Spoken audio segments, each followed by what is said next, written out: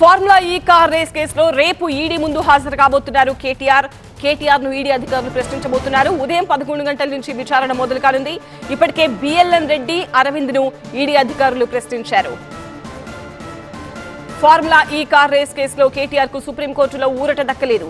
Case విచారణ దశలో ఉండడంతో తాము జోక్యం చేసుకోలేమని సుప్రీంకోర్టు ప్రకటించింది. దీంతో క్వాష్ పిటిషన్ ను విత్డ్రా చేసుకున్నారు కేటీఆర్ తరపు లాయర్.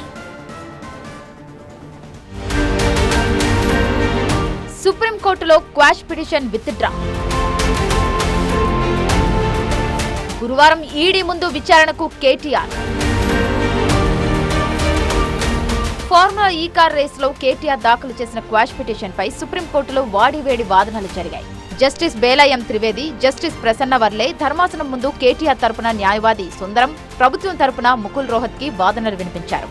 ఫార్ములా ఈ కార్ రేస్ కేసులో హెచ్ఎండిఏను ఇతరులను నిందితులుగా పేర్కొనలేదన్నారు కేటీఆర్ తరపు అడ్వకేట్. ఓఎస్ఎస్ ఫర్టిలిటీలో టెస్ట్, ట్రీట్మెంట్స్, థెరపీస్ అన్ని scientifically design in the good hands of science. Mummy daddy అవ్వాలంటే ఓఎస్ఎస్ కి కాల్ చేయండి. పూర్తిగా రాజకీయ కక్ష సాధింపు కేసు అని వాదించారు. కేవలం 2 అధికారులను కేటీఆర్ ను మాత్రమే నిందితులుగా చేర్చారని కోర్టు ముందు ప్రస్తావించారు. కేటీఆర్ ₹1 తీసుకున్నారని ఎవరూ చెప్పడం లేదన్నారు. కాబట్టి అవినీతి నిరోధక చట్టంలోని 13(1)A వర్తించదన్నారు.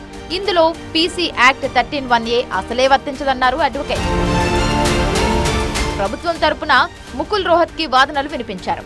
ఫార్ములా ఈ కార్ రేస్ కేసుపై దర్యాప్తు జరిపేందుకు గవర్నర్ కూడా అనుమతిచ్చారన్నారు.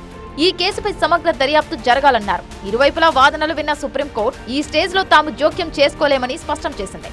దీంతో క్వాష్ పిటిషన్ ను విత్డ్రా చేసుకున్నారు కేటీఆర్ అడ్వకేట్ సుందరం. కోర్టు కూడా ఏమన్నదంటే ఈ స్టేజ్లో మేము ఇంటర్ఫియర్ కావడం కరెక్ట్ కాకపోవచ్చు. దాన్ని ఇమీడియట్గా కేటీఆర్ గారి అడ్వకేట్ ఇమీడియట్గా కోర్టు యొక్క ఆలోచనని, తర్వాత క్లయింట్ యొక్క ఇన్స్ట్రక్షన్స్ని, అంటే కేటీఆర్ గారి యొక్క ఇన్స్ట్రక్షన్స్ని బేస్ చేసుకొని విత్డ్రా చేస్తున్నారు. విత్డ్రా చేయడం అనేది కొట్టి పారేయడం కాదండి. విత్డ్రా చేయడం అనేది కొట్టి పారేయడం కాదు. మళ్ళీ ఎప్పుడైనా కోర్టుకు వెళ్ళొచ్చు.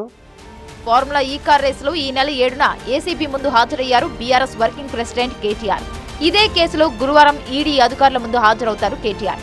ఉదయం 11 గంటల నుంచి కేటీఆర్ ను ప్రశ్నించనున్నారు ఈడీ అధికారులు. ఇప్పటికే ఈ కేసులో ఐఏఎస్ అధికారి అరవింద్ కుమార్ ను, హెచ్ఎండిఏ మాజీ అధికారి బిఎల్ఎన్ రెడ్డిని విచారించారు ఎన్ఫోర్స్మెంట్ డైరెక్టరేట్ అధికారులు. కేటీఆర్ విచారణ నేపథ్యంలో ఈడీ ఆఫీస్ దగ్గర భద్రత కట్టుదిట్టం చేశారు పోలీసులు. కేటీఆర్ ఈడీ విచారణకు సంబంధించిన లేటెస్ట్ అప్డేట్స్ తో టీవీ9 ప్రిన్సిపల్ కరెస్పాండెంట్ ప్రణీత మనకు లైవ్ లో జాయిన్ అయ్యారు. ప్రణీత, రేపు ఉదయం 11 గంటలకు కేటీఆర్ ఈడీ ముందు హాజరు కాబోతున్నట్లు తెలుస్తుంది. సుమారుగా ఎంతసేపు విచారణ ఉండవచ్చు? ఇప్పటికే బిఎల్ఎన్ రెడ్డి, అరవింద్ ప్రశ్నించారు కదా, సో ఆ రిపోర్ట్స్ ముందు పెట్టి ఏమైనా ప్రశ్నిస్తారా? ఎలా ఉండబోతోంది విచారణ?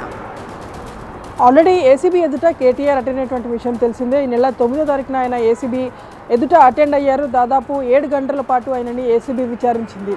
అయితే తాజాగా ఈ నెల 2వ తారీఖున ఆయనకు ఈడీ అధికారులు నోటీసులు ఇచ్చారు. మొదట ఒక డేట్ని సూచించారు, కానీ ఆ డేట్లో హైకోర్టు తీర్పు ఉన్నటువంటి కారణంగా ఇంకొక డేట్ ఇవ్వాలని కేటీఆర్ కోరడంతో ఈడీ అధికారులు 16వ తారీఖున డేట్ ఇచ్చారు. సో రేపు ఉదయం 10:30కు ఆయన ఈడీ కార్యాలయానికి రాబోతున్నారు. అయితే న్యాయవాది సహపోర్ట్ లేకుండానే ఆయన ఈడీ ఎదుట విచారణకి అటెండ్ అవుతున్నట్టు తెలుస్తుంది. 10 o'clockకి ఆయన నివాసం నందినగర్లో ఉన్నటువంటి ఆయన ఇంటి నుండి బయలుదేరి ఈడీ కార్యాలయానికి చేరుకోబోతున్నారు. సో ఎన్ని గంటల పాటు ఈడీ అధికారులు విచారిస్తారో చూడాల్సింది.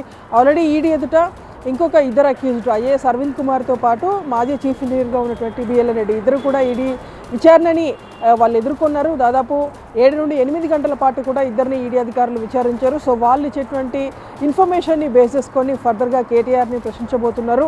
మొత్తం ఈ కేసులో ఈ మనీ ట్రాన్సాక్షన్ అనేటువంటిది చాలా కీలకంగా ఉంది కాబట్టి దానిపైనే ఈడీ ఫోకస్ చేయబోతుంది. ఫెమా నిబంధనల ఉల్లంఘన ఇక్కడ జరిగింది అనేటువంటిది ఈడీ వ్యక్తం చేసినటువంటి ప్రధాన అభియోగం. సో దానికి రిలేటెడ్గానే కేటీఆర్ను ఎలాంటి పర్మిషన్స్ లేకుండా ఎలా అప్రూవల్ చేశారనేటువంటి విషయాలపైన ఈడీ ప్రశ్నించేటువంటి అవకాశం ఉంది. రేపు ఉదయం 10:30కి ఆయన అటెండ్ అవుతున్నారు. రైట్ ప్రణీత.